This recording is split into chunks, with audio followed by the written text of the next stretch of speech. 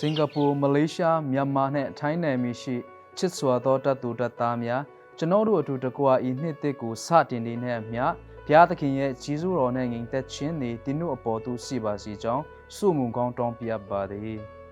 ယနေ့ပဋိငင်ပြုရာနေ့တွင်ကျွန်တော်တို့သည်ကောင်းကင်ဘုံ၌ပြည့်စုံတဲ့ကဲ့သို့မိကြီးပေါ်တွင်ပြည့်စုံပါစေဆိုသည့်ဆောင်ပုတ်အောက်တွင်ဆုစီကြသည်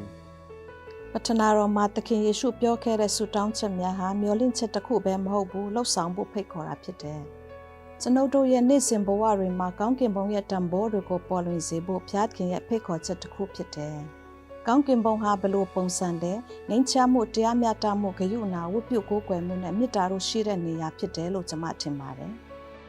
ဒါအပြင်ဒီအရာတွေကိုကျွန်ုပ်တို့ရဲ့အိမ်ခန္ဓာကိုယ်အတိုင်းဝိုင်းတဆုနဲ့ territory မှာထင်ရှားစေရန်ဆုတောင်းဖို့ယေရှုကတွင်တင်ထားတယ်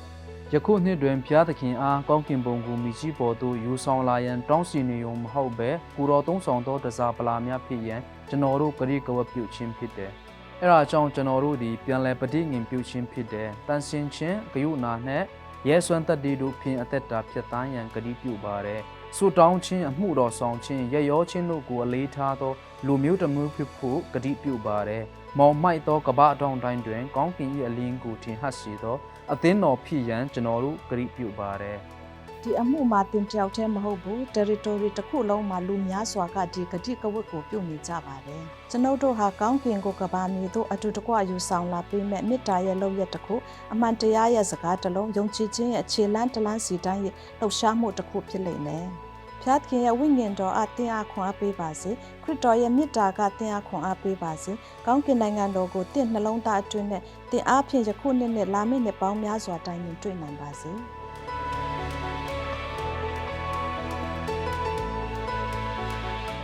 ကောင်းကင်ဘုံ၌ရှိတဲ့ကဲ့သို့မြေကြီးပေါ်မှာကျွန်ုပ်တို့နေထိုင်ကြပါစို့